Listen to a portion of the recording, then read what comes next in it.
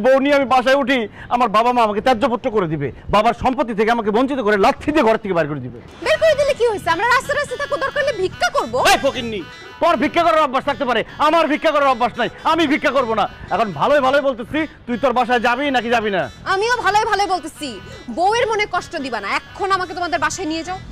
বুঝছো না কেন তুমি? আজকে আমাদের বাসর হবে। আরে বাসর হবে না, দাফন হবে। আমার বাবা যদি এটা জানতে পারে আমাকে ডাইরেক্ট গুলি করে মারা ফেলবে। দেখো, তুমি তোমাদের বাসায় চলে যাও, আমি আমাদের বাসায় গিয়ে আমার আব্বা আম্মাকে বুঝে কয়েকদিন পরে তোমাকে একদম ধুমধাম করে অনুষ্ঠান করে আমাদের বাসায় তুলে নিয়ে আসবো। আচ্ছা ঠিক আছে, তুমি কষ্ট করে একা বুঝাবে কেন? আমাকে নিয়ে যাও, দুজন মিলে আজকে বুঝাই। এখন কিন্তু মেজাজ খারাপ হয়ে যেতেছে, একটা উষ্টা মাইরা কিন্তু ফালা দিয়ে যাবো আমি। আরে তুমি উষ্টা কেন? লাথি মারলেও আমার কোনো সমস্যা নাই। তুমি আমার স্বামী, তুমি আমাকে উষ্টা কেন? লাথি পর্যন্ত চাইলে মারতে পারো, কিন্তু আমি তোমাকে ছাড়া কোথাও যাইতে পারবো না। তুমি যেখানে, আমি সেখানে।